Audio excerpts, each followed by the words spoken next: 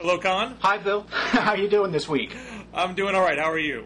I'm great. Very excited for this week's This Week in Blog. It's been an exciting...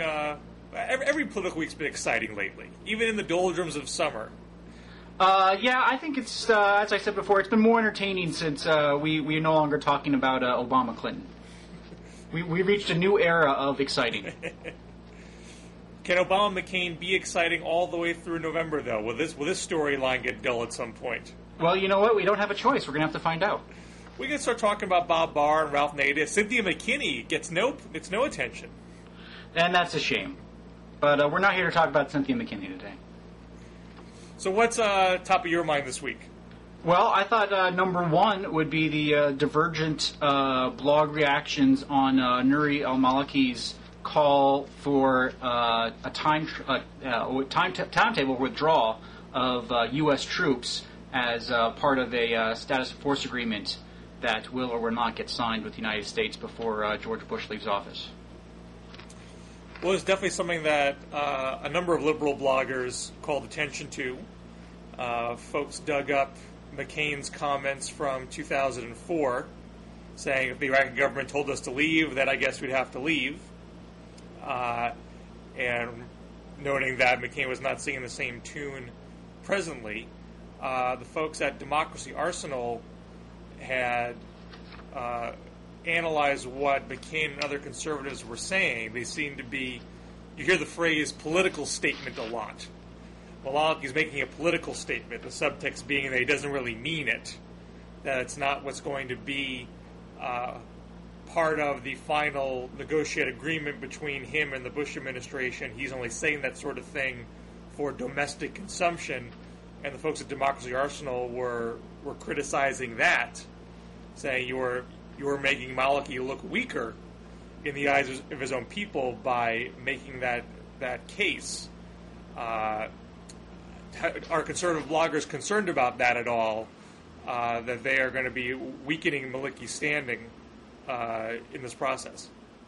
No, not really. I mean, really they've been focusing mostly on just pointing out the difference between having the Iraqis call for a timetable withdrawal now and having the Democrats call for a timetable withdrawal much earlier. Rick Moran at Right Wing Nut House, great name for a blog, says the Iraqis want our combat forces to leave in an orderly fashion by withdrawing troops using a timetable that will be mutually agreed upon. What's not to like in this? Well, if you're President Bush or John McCain, you have a political problem in that you've been opposing a timetable being attached to withdrawal for years. But that was the Democrats setting arbitrary timetables, not the sovereign nation of Iraq, giving their problematic allies a graceful way to exit with the honor and true mission accomplished. Saddam is gone, his WMD programs are history. The Iraqi army has proven in Basra, in Sadr City, and most especially in Mosul, that they are capable of handling the security of the country. The police, while still facing large problems of corruption, performed quite well in Mosul also.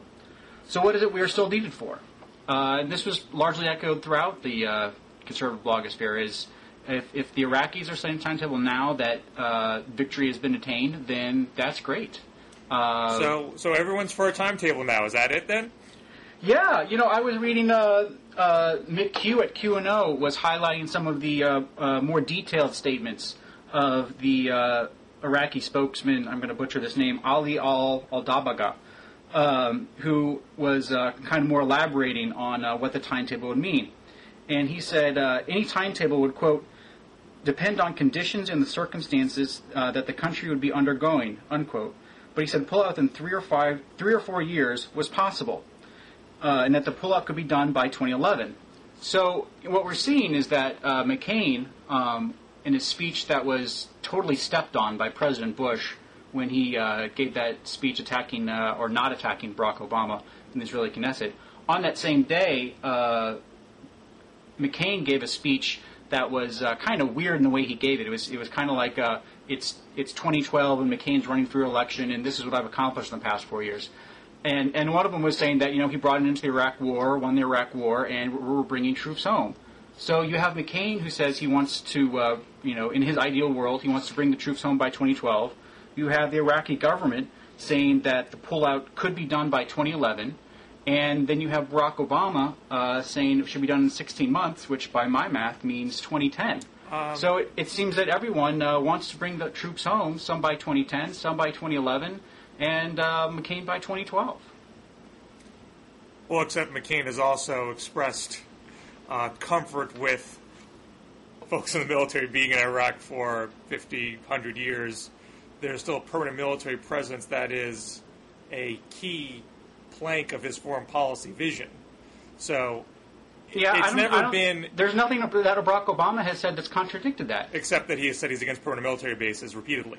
Well, it depends what you mean by residual forces now, doesn't it? Well, Obama says he's for temporary residual forces. Well, these guys are only going to be president for at most 8 years. All true, but I still think there is a distinct difference when you're communicating what your long-term foreign policy objectives are and your ability to be able to execute them well and maintain stability in that region in the process. If you have clearly and repeatedly signaled that you have long-term designs, and you have something that's a little off in the distance for your alleged withdrawal timetable, and you have a backdoor thing saying, well, we're going to withdraw by 2012, but we're still going to have 40,000 troops at the end of that. That's not going to be accepted as credibly on the ground in Iraq and the region. And I don't even get that sense from McCain that he's even being all that firm about having all combat troops out by that date. Right, but as we discussed, I believe the last time we talked, I got you to commit to the idea that as long as the Iraqi people were fine with permanent bases in Iraq, you would be too. But they're not. Well, the LA Times, in their write-up of Nuria Maliki's statement, said the suggestion made during an official visit to the United Arab Emirates appeared aimed at easing domestic fears that the status of force deal would impinge on Iraqi sovereignty and it would clear the way for permanent American bases. So they're trying to make the argument that that's not going to mean that because they know the Iraqi people do not want that. No, I think what they're trying to say is that they're trying to put the timetable in there for Maliki to allow there to be some permanent bases. So say that again. Say the report again. Oh, the Los Angeles Times quote. The suggestion made during an official visit to the United Arab Emirates appeared aimed at easing domestic fears that the deal would impinge on Iraqi sovereignty and clear the way for permanent American bases. So it's up in the air whether or not the Iraqi people are still going to want these American bases, and we'll see when that time comes in 2012, whoever's president, whether or not they're going to want to end that presence. But at the current, I certainly didn't take the reading of what you read as evidence that the Iraqi people want American military bases there permanently. It seemed like sort of an awkwardly worded sentence, but I sort of like to see more concrete evidence of that from the mouths of the Iraqi people themselves, that they really want such a thing. I don't think the evidence is there for that. And actually, I think Maliki's statements about having a timetable would say the opposite. Well, we'll have to see. We'll have to see whether or not how linked the timetable and the permanent presence is. So is it safe to say then, because now the conservative blogosphere is warmly embracing a timetable, that they do not want a permanent military presence in Iraq either? What they want is for the Iraqi sovereign people to work with the American government on a security arrangement that they can both agree with. They see that that Saddam's been removed, the weapons of mass destruction program is gone. There's a progress in the democratic level of the government in Iraq, and those are all huge accomplishments that they'd be happy pocketing. Well, the last time, the Iraqi parliament had said, I believe it was a year ago, that they didn't want American forces to stay permanently, and John McCain had said, well, that's not what the prime minister says. That's politics. That's always been the line whenever these stuff has come up, that it's just politics, and it's not what really is going to happen. And essentially saying that whatever is a negotiated agreement between the Bush administration and the current Iraqi government, which is propped up by an American military presence, so it's hard to say they're acting from free will. That in and of itself is not necessarily representative of what the Iraqi people want. So if you come back at me a couple weeks later and saying, "Hey, look what Bush and Maliki hammered out," and it's going to leave this wiggle room for permanent presence, indefinite presence down the line, that's not evidence to me that the Iraqi people actually want it. It'll be interesting to see what the Iraqi people's reaction is going to be to that. They're obviously trying very hard, both the Bush administration and the Maliki government, to use a lot of convoluted phrasing, lots of intergovernmental gobbledygook to try to obfuscate what the actual agreement is going to mean over the long term. Well, I think convoluted phrasing is a good transition to our next topic, which is whether or not Barack Obama has already or will flip-flop on Iraq. And Josh Marshall and Matthew Glazes were particularly incensed about this. Josh writes, "I must confess to being a little short of astounded by the avalanche of press BS I'm reading on Barack Obama's position on Iraq. I watched this campaign unfold pretty closely, and I've listened to Obama's positions on Iraq. He's been very clear through this year and last on the distinction between strategy and tactics.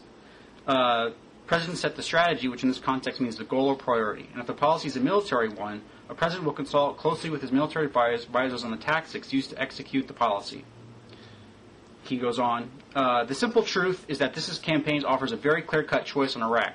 One candidate believes that the U.S. occupation of Iraq is the solution, and the other thinks it's the problem. John McCain supports the permanent deployment of U.S. troops in Iraq. That is why his 100 years mark isn't some gotcha line. It's a clear statement of policy. Obama supports a deliberate and orderly withdrawal of U.S. forces from Iraq. It's a completely different view of Americans' role in the world and future in the Middle East. Reporters who can't grasp what Obama is saying seem simply to have been permanently befuddled by George W. Bush's game plan over delegating policy to commanders." So I'm guessing you've been frustrated by the line. I mean, and Josh here I think was attacking the Associated Press, but it's not just the Associated Press. If you look at pretty much any paper from the New York Times to the Washington Post, they've all pretty much adopted the line that Obama has shifted on Iraq. I'm guessing you are you in the Josh Marshall, Matthew Glazes camp that says, very much. he's not? I have my own post up on this as well. It's Obama consistent on Iraq. Back in September of 2007, there was a moment in MSNBC debate. A few days prior, Senator Clinton refused to take a pledge that all troops would be out by 2013. And I had blogged at the time, here's the opportunity for Edwards and Obama to make a big distinction on their Iraq policies, that they would take that pledge and Clinton would not. They had the opportunity to do that in the following debate. The question was put to them point blank, and both Edwards and Obama refused to take the pledge as well. And Obama specifically said, that's my goal, but I can't foresee all the things that might happen over the course of the next 4 years, and I don't want to make a promise that I can't keep. More recently, in the heat of the primaries in February on 60 Minutes, he was asked by Steve Croft if he would hold to his timetable regardless of what happened on the ground, and Obama said no. I always have the right as commander-in-chief to reassess. So he's always had this flexibility as part of his proposal. It is a pretty basic flexibility you'd expect for any commander-in-chief. I think there are probably some folks on the left that it probably makes them nervous that maybe that he wouldn't follow through on withdrawal. You can be right to be skeptical about what that flexibility means, but as far as it being a shift, a change in view after the primary is over to appeal to a different elector in the general, that's just factually untrue. Well, I think, when the Josh Marshalls and Matthew Glazes of the world bring up this point, they're trying to work the refs, the press coverage, to get headlines to go more the direction. And two of the bloggers that are part of that animal they're trying to influence, Jonathan Martin and Mark Ambitter, had some posts on this issue. Jonathan Martin wrote under a post titled "The True Test of Obama's Shift on Iraq," and he quotes a Military Times interview, which Martin calls some of the most unambiguous language Obama has employed yet to indicate he's retreating from his Democratic primary position on Iraq. And then he quotes from the Military Times. This is Obama. If current trends continue and we're in a position where we continue to see reductions in violence and stabilizations and continue to see some improvements on the part of the Iraqi army and Iraqi police, then my hope would be that we could draw down in deliberate fashion in consultation with the Iraqi government at a pace that is determined in consultation with General Petraeus and other commanders on the ground. And then Martin contrasts that with Obama's website directly below that, which reads, Obama will immediately begin to remove our troops from Iraq. He will remove 1 or 2 combat brigades each month and have all our combat brigades out of Iraq within 16 months.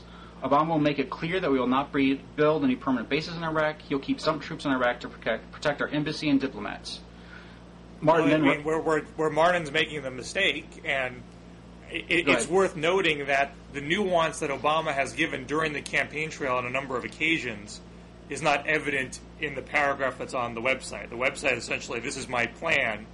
The nuance is, if conditions change or other things come up, I reserve the right to reassess that plan. So at least we're seeing there's definitely been a shift in nuance, a shift in emphasis on Obama's part on Iraq. If you think it's a shift that started in September 2007, but you can't say that this is a brand new shift because the primaries are over and he doesn't care about primary voters anymore, which is what the media narrative has been. That is what's factually untrue. As far as what do you think this means, how sincere do you believe he is, if this is honest nuance or illegitimate, backdoor wiggle room, that is a matter of opinion and a matter of what level do you take Obama at his word. But the notion that he is changing his position because the primaries are done and the general election has began, that is a factually untrue thing to say in regards to the Iraq position. I would argue on most of these things that are being talked about. Well, I would say that he's always left the door open, but I think what the rest of the media is picking up on is that he's definitely changed his emphasis. Let me go ahead and read this Mark Ambiter post. On the one hand, this is indeed the position that Obama had months ago, the position expressed by Obama when in a contemplative mode or by advisors when they are extending his policy. On the other hand, it is also true that many times Obama and his advisors used his troop withdrawal promise, see David Plouffe's crystal clarity, without nuance and deliberately in the shorthand that implies that the opinion of the generals in regards to Obama's strategy won't matter that much at all. And I think that's really the question that is very completely open, is that nobody really knows how much deference Obama is going to give to Petraeus at all. You either believe that Obama is going to kind of forcefully tell David Petraeus that, no, I mean it, I want these brigades brought home to a month, or he's going to be kind of more open to having David Petraeus say, no, Obama, you're inexperienced, we need to bring troops closer to my idea of what needs to be done. And we'll eventually see whether or not Obama has the political courage to stick to his 16-month promise. Well, again, let me just say this: he's going to go to Iraq this month. He's going to be with military commanders this month. I imagine whatever he says after those series of meetings is going to be heavily publicized. You think so? I think so. I'm going to go ahead and bet with you on that one. And maybe it's best to revisit this conversation after that happens. Okay. But what next, sir? Yes, next. Whether or not Obama has flip-flopped on Iraq, certain elements of the GOP, some bloggers, are definitely trying to push that as a line of attack on Obama, and definitely the McCain camp is. And there was a series of discussions in the blogosphere about whether or not that flip-flop charge would work against Barack Obama. And Chris Bowers had a post on this. I have grave doubts that a flip-flop charge is actually effective in a political campaign, especially in an Obama versus McCain campaign. Consider the following. Number one, if Obama is Kerry, then McCain is Bush. Bush argued that John Kerry is a flip-flopper, and everyone remembers that charge quite well.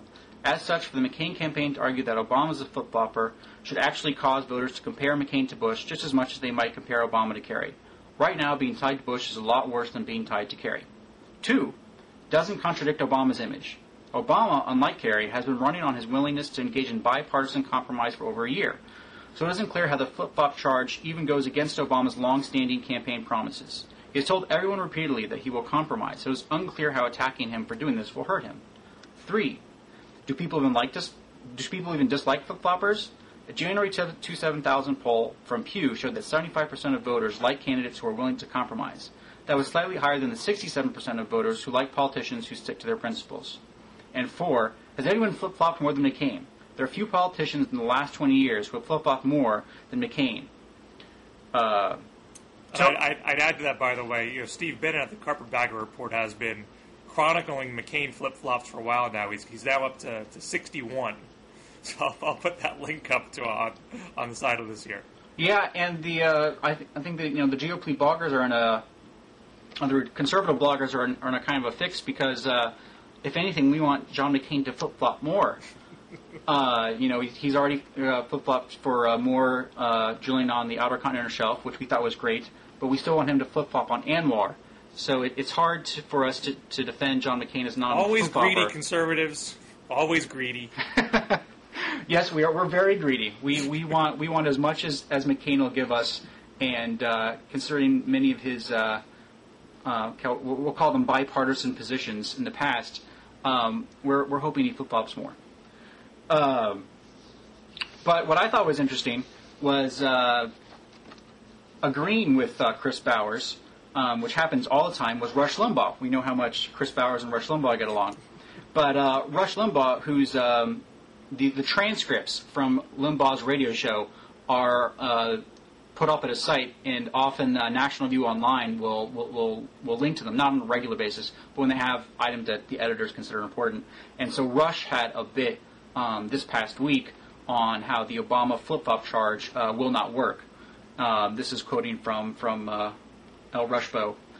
On this flip-flop business, let's not use the word flip-flop. I don't think it's going to persuade anybody. It worked with Kerry because Kerry was such an idiot. I mean, his flip-flops were funny. I voted before I voted against it.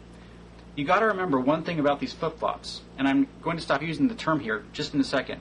Most people are not really paying close attention to this right now. Despite what might be called record levels of tension, those of us who are involved in this on a day-to-day basis, we are absorbed and we are detail-orientated. We know Obama upwards and forwards and backwards and hindwards and all that. By the time most people start turning in, his centrist positions, his so-called flip-flops, are actually going to be the things about him that they know. So we have to portray this guy as inexperienced, far leftist, despite what he's saying about moving to the center. So this just goes back to the discussion Ari and I were having last week about whether or not all the headlines that were coming out of the FISA debate, which was finally voted on yesterday, and Obama voted for the FISA bill. Ari was making the case that it hurt Obama, and I had the exact opposite, that all the headlines I was reading from the papers, not just reading the articles, but just going and reading each of the headlines from across the nation were, Obama, centrist, Obama moving the center on FISA, bipartisan compromise, and that I thought that helped Obama. What's your opinion? Well, we've had USA Today Gallup. I'm not a big fan of the Gallup tracking poll, by the way. But USA Today Gallup, which is separate from the Gallup tracking poll, they had a poll out in June and a poll that came out today. In June, Obama was up 50-44. Today, Obama was up 48-42. So it's a 6-point lead in both cases. But both Obama and McCain lost a little bit. And I suspect you essentially have neither campaign has been able to control their own narrative at all. They're both getting kind of nitpicked by mainstream media. They get nitpicked by folks in their bases. And so bad narratives have been conjured up in both.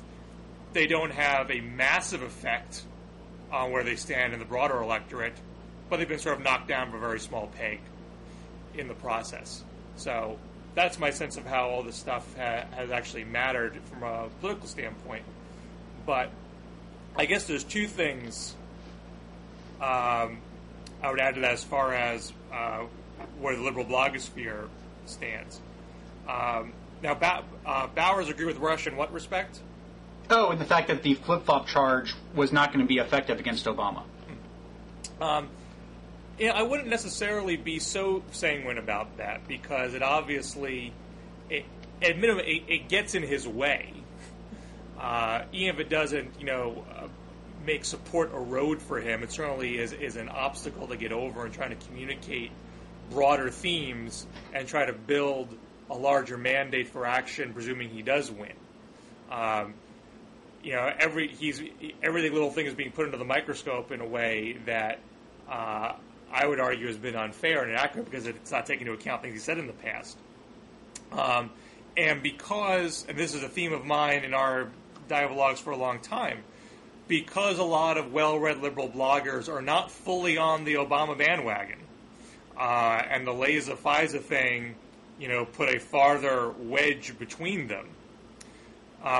You see a lot of liberal bloggers very eager to beat up McCain. You do not see them very eager to defend Obama when arguably false narratives are being put upon him. They're not rushing to be his wingmen when that happens. So Obama's still out there, and in some cases I think some liberal bloggers have been feeding some of these narratives, expressing concern that Obama is moving rightward and not being true to progressive principles. So that makes it harder for Obama to push back on some of these things. I don't necessarily think it's going to make him lose. It might make harder to win big, and put a very insurmountable lead between him and McCain during this downtime in the summer. Well, I think something you said a little earlier in that bit was something I strongly agree with, is that it may not necessarily hurt him to win, but it will hurt his mandate to enact a progressive agenda, and that the more he muddles it, the less of a mandate he has to move far to the left. Well, this is the question I think for liberal progressive bloggers to ask themselves. In my analysis, and I've written about this at the Campaign for America's Future blog, the distance between your average liberal voter and your average moderate voter is much, much smaller right now than it is between your moderate voter and your conservative voter. It should be relatively easy to establish a mandate on some of the big things as far as role of government, public investment, healthcare for all, fighting global warming, change in foreign policy, having aggressive diplomacy with Iran, and not having a permanent occupation in Iraq. You can build that coalition between liberal and moderate voters right now. So do you emphasize the areas where Obama is not especially liberal, and feed a media narrative that Obama has to do such things because the country is still center-right and it's not center-left? Or do you play up the areas where Obama is sticking to reaffirming liberal principles, which has been true in a number of areas in recent days? Public investment, healthcare, environment, opposing coastal drilling in favor of investment in renewable energy, aggressive diplomacy with Iran, equal pay for women. There's been a score of these issues. I even talked about how McCain doesn't believe in a role of government to stop unscrupulous lending practices. You haven't seen a role for the federal government. I'm sorry? Well, a role for the federal government. Right.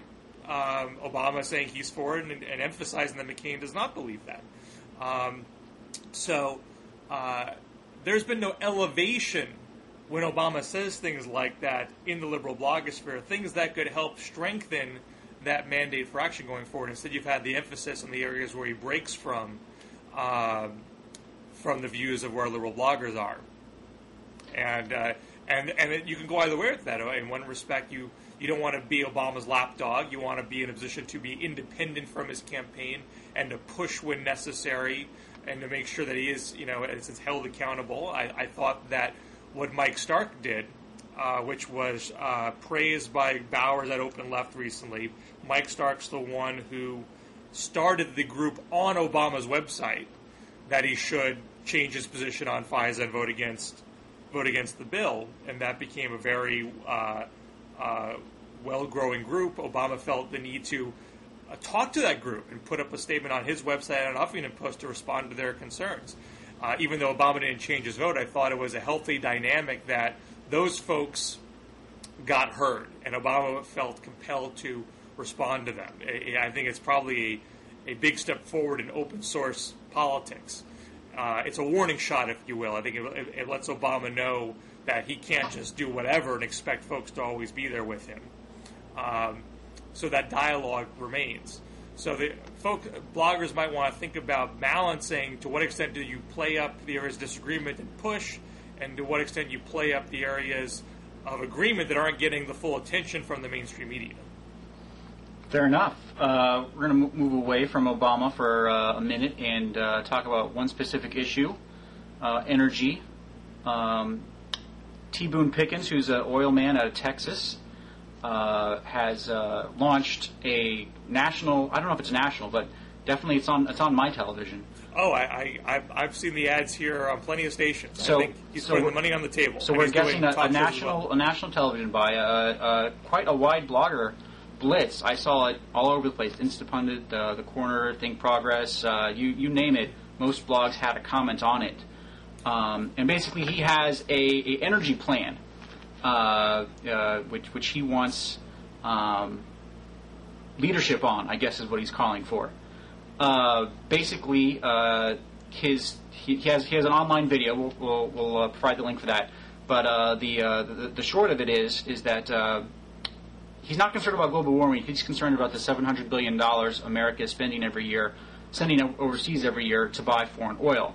And his plan is to reduce that number by taking all of our natural gas and using that to power cars, and then the energy that is not used for natural gas to power our homes and businesses would then come from wind, which he is building on a massive scale on his land throughout Texas, and he wants to build it all the way up through Canada, and he has some maps showing that the wind there is great and perfect for wind power.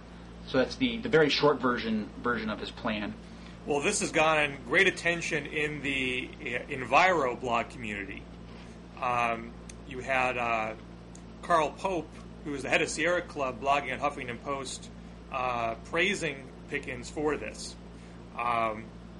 You had other folks, Joseph Romm, who blogs at Climate Progress and at Grist, called the plan half brilliant, half dumb. And Joseph Romm pretty much is Climate Progress. Yes, I think other folks pop with it from time to time. But that is basically his blog home.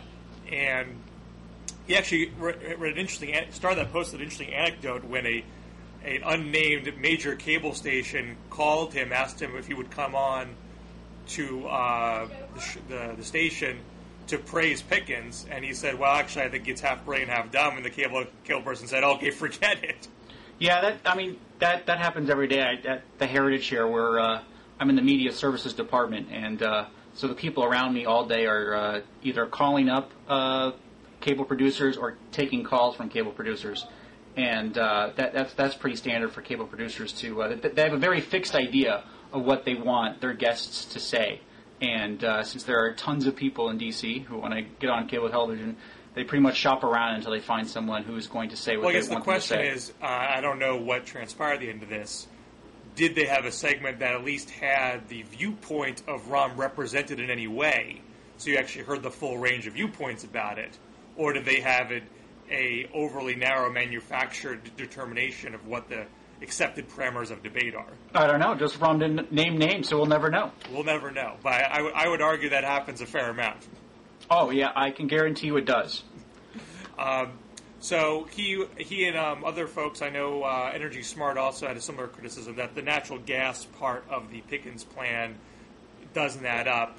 But I think there is a consensus amongst the environmental bloggers that it is extremely notable that a famed oil man, financial backer of the Swift boaters no less, is embracing the peak oil argument that we are running out of oil, that we can't drill our way out of this problem, and we need to be investing in other energy alternatives if we're ever going to have an energy policy where people can afford the energy they need to power their lives. Yeah, there's ongoing, offgoing fire alarms here, so I'm trying to fight through that. But I guess my question to you is, there was such conservative euphoria over the Newt Gingrich drill now proposal. I talked about that with Bill Butler right earlier.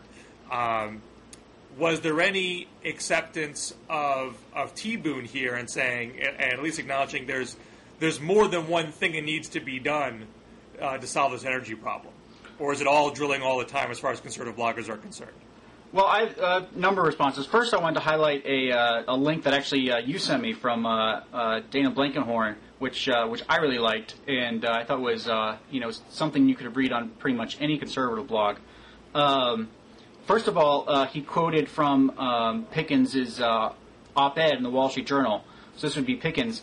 The government must mandate the formation of wind and solar transmission corridors and renew the subsidies for economic alternative energy development in areas where the wind and sun are abundant. I am also calling for monthly progress report on the reduction in foreign oil imports, as well as monthly progress report on the state of development of natural gas vehicles in the country. And then Dana responds, in other words, subsidize what I'm already doing, overriding the objections to my plan for big windmills and ginormous transmission lines hundreds of miles long. Give me control and guarantees, make me wind czar, and put all your eggs in my basket. This is why communism fell, because they bought 5 and 10 years plans from goobers like Boone Pickens. He has claimed all his life to be an anti-communist, but his plan reveals him for what he is. He's not a businessman, he's another lobbyist with his hand out. For Siberia, read West Texas. No, I think it's an excellent point. And it's, T. Boone is not offering a comprehensive energy plan. He's offering an energy plan in 2 areas, wind and natural gas, where he stands to make a buck off of it. That is a totally fair point. Now, I would add to that, though, and I'm extremely supportive of tax credits and public investment in renewable energy. And there's wind and solar tax credits that are going to expire. That would be very detrimental if they did expire. But our energy policy right now subsidizes nearly everything but renewable energy. We give tax breaks to oil. We subsidize coal. We subsidize nuclear. It's renewable energy that's been left out of the mix here, and that's why it's been straggling as part of our energy mix. Yeah, I would just disagree with you factually there. Alternative energy has been subsidized for since the 1970s. Not nearly the scale as we have with other energy sources. As far as like direct investment, definitely as much. I mean, when you talk about when you qualify tax credits or tax breaks as subsidies, you're skewing it in favor of oil because of course oil costs so much money. When you give tax breaks to it, it skews the other way. But as far as direct payments and other matching subsidies programs, alternative energy has been subsidized for coming on 40 years now. And that's why there's so much of it, because it's been such a robust. No, there's so much of it because the technology just isn't there yet. The technology is there. There's plenty of technology that could be made widely affordable and accessible if there was a real public investment program and unleashed a lot more of the venture capital. That's why all these companies are begging for this tax credit to be long-term. Otherwise, there's not enough market certainty to get that venture cap unleashed. Yeah. You're just not making any sense here because it can't be both economic and affordable that can be adopted on a widespread basis and still need subsidies. Those are 2 contradictory statements. Well, it's a kickstart. It's something that gets the market going. We've been kicking it for 30 years now, almost 40. No, we haven't. But anyways, on to other bloggers' reactions. John Hinkey, who was on with you, right? Yeah. A couple weeks ago, he had a response at the next right. This is what Hinkey wrote.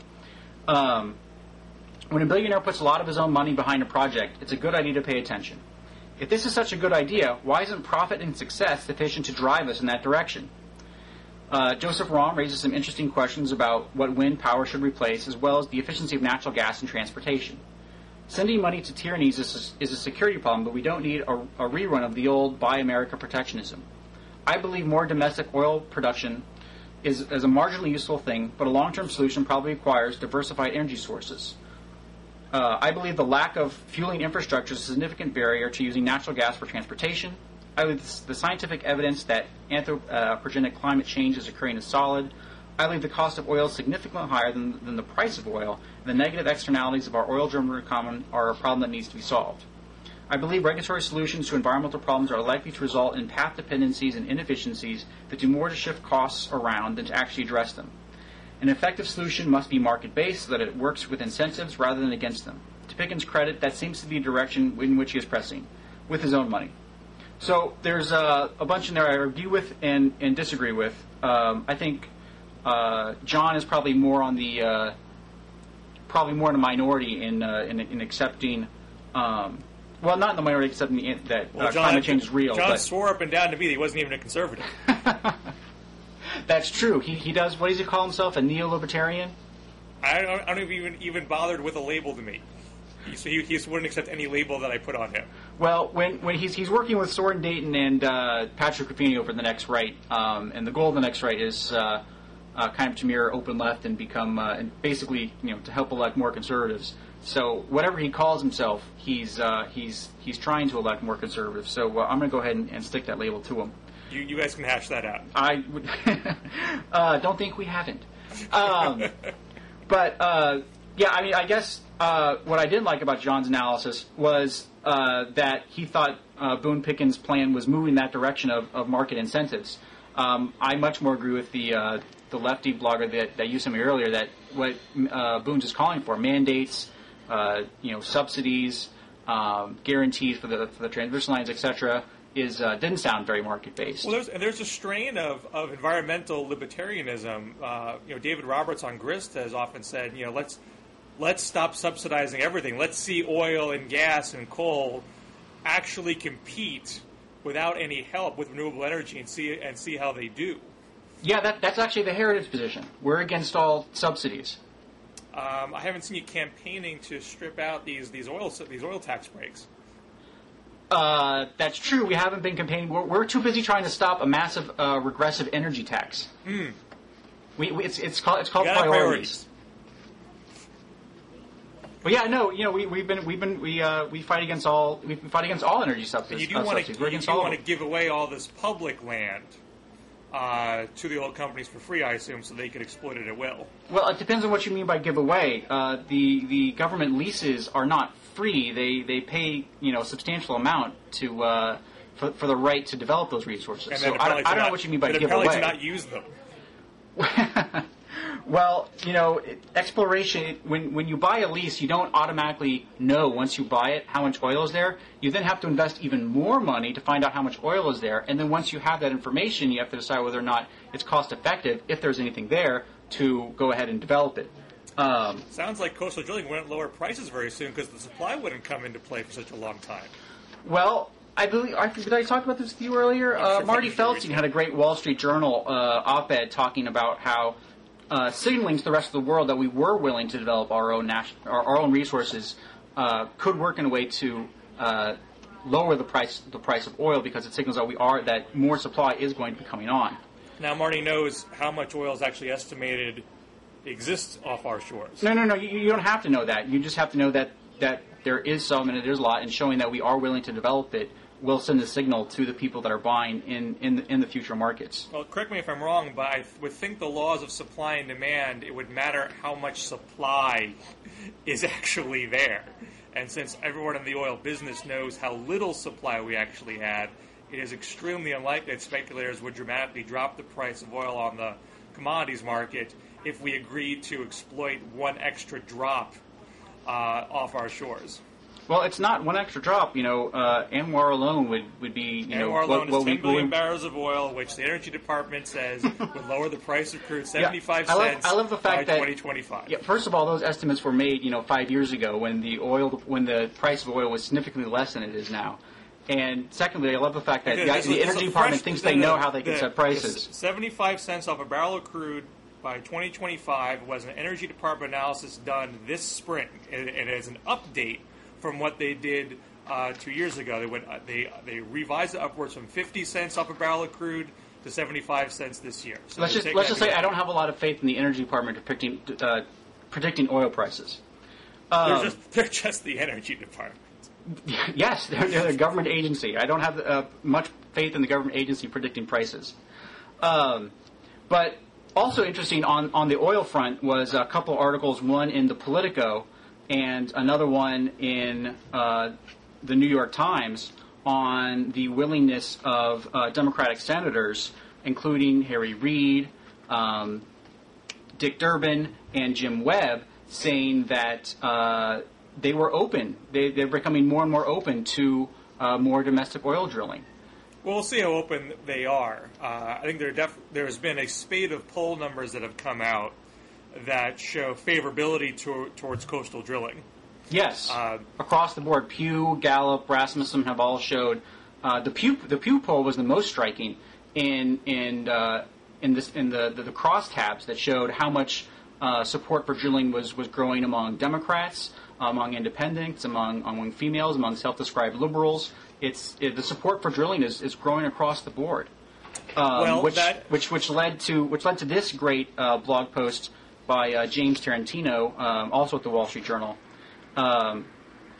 He writes, blogger Tigerhawk notes that the results of a new Pew survey, which shows a dramatic increase in the percentage of Americans who say expanding exploration and production is more important than conservation, from 35% in February, when gas is around $3 a gallon, to 47% in June. Support has risen especially among Obama constituencies. College graduates up 17 points, Democrats up 16 points, independents up 19 points, liberals up 23 points, 18 to 29-year-olds up 25 points.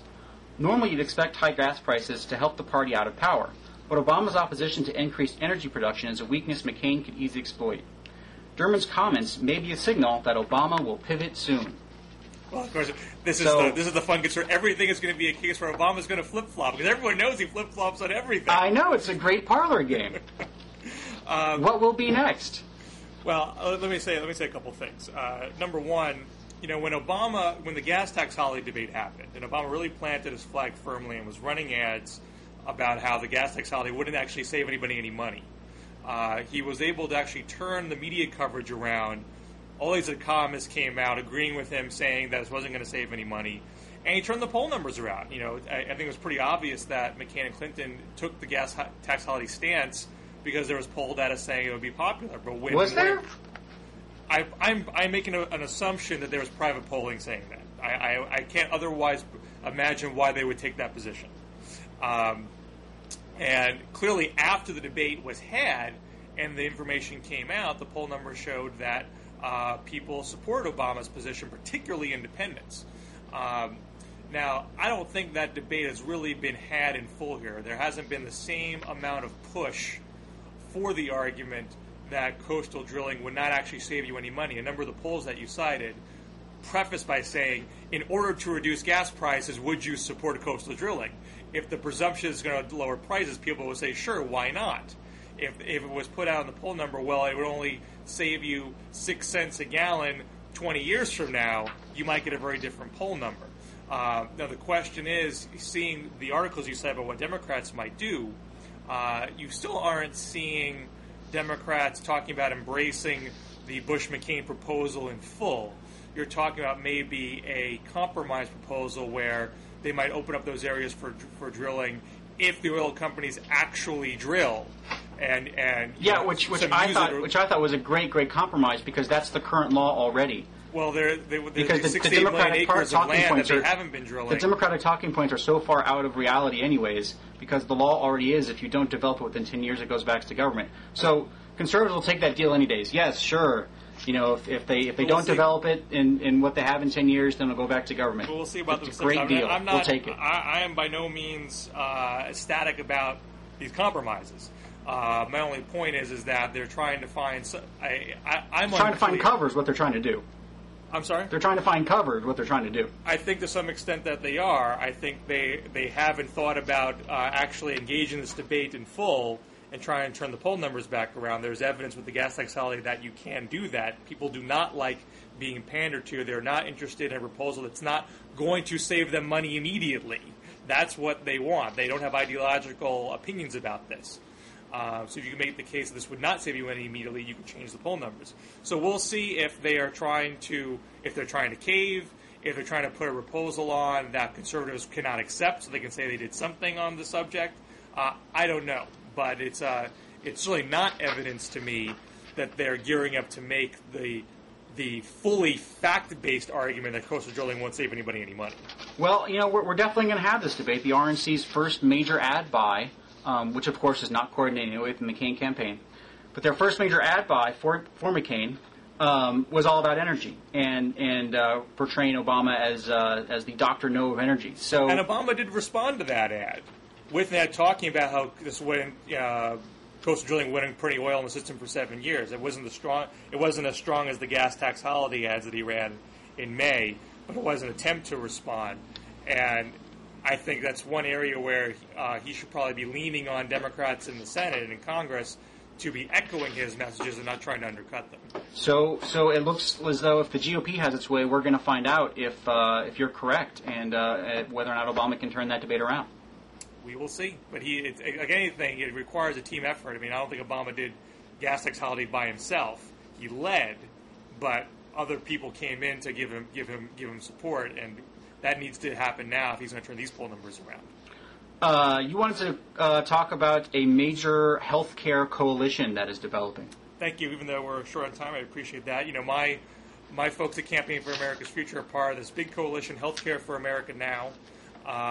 It's a $40 million campaign to build that mandate for a system that would create guaranteed choice. You'd have a guaranteed choice between private plans and a public insurance plan option to ensure that everybody had quality, affordable health care coverage. And the campaign started with a series of grassroots events around the country, and I was struck by not only did it get major blog coverage in places like, Fire Dog Lake, Ezra Klein, who had the American Prospect, tends to cover healthcare issues. But you did see a number of local blogs, Calitics, Left in the West, Fact-esque in Pennsylvania, all talk about the grassroots actions happening in their states. You don't always see that level of coordination between Washington groups and coalitions with bloggers at the grassroots level. This kind of effort did not happen a year in advance of the Bill Clinton healthcare proposal, which got chewed up by an avalanche of dollars from the insurance industry. This is an attempt to try to build up some infrastructure and put some resources behind it in advance of expectation of a battle like that, presuming there is a President Obama who's going to make healthcare be a priority in his first term. Yeah, I was thoroughly impressed by the alphabet soup of groups behind this effort. Ezra Klein listed some of them. Okay. The American Federation of State, County, and Municipal Employees, Americans United for Change, Campaign for America's Future, Center for American Progress Action Fund, Center for Community of Change, MoveOn.org, National Education Association, National Women's Law Center, Planned Parenthood Federation of America, Service Employees International Union, United Food and Commercial Workers, and USA Action. That is quite a long list of progressive organizations and just a whole horde of federal American tax dollars and state and local tax dollars from municipal and county employees and federal employees going towards this $40 million to lobby the government. And then later in the article, Klein reveals that SEIU has their own separate, in addition to what they're contributing to this plan, their own separate $75 million set aside for the cause of health care reform. So that's a cool $115 million right there that progressives are going to be pouring into health care in the next year as the next president comes along. And I'll be honest with you, there is fear in this building about that. Any plans to respond? No, not yet. Not that I can report. There are efforts right here, but right now we're a little sidetracked by advance notice of proposed rulemaking from the EPA on global warming. So I'm sorry, sidetracked by what? The advance notice for proposed rulemaking that is due out. That's probably going to come out tomorrow from the EPA on global warming. It's a matter of lore. Well, I shouldn't say lore. It's factual, but part of the narrative of what went wrong with Clinton's healthcare plan, that Bill Kristol had a memo saying that you cannot take the Bob Dole approach of compromise here. You had to kill this thing cold. Don't negotiate. If Bill Clinton can get this done, Democrats will have a lock on the middle class for a generation. is that same fear existing on the right now that this could actually happen and be a political problem for the conservative movement for a long time to come? Not yet. It's not an issue on the radar screen. There's so many other things to worry about. Like I mentioned, the EPA's cap and trade fiat that they're planning is priority number one right now. All right. Okay. Perhaps we'll end it there. We will. Next week, I'll be at Netroots Nation, so I think we'll do a blogging hits from there, shall we? Sounds like a good live report coming up. Excellent. See you next week, Bill. Take care.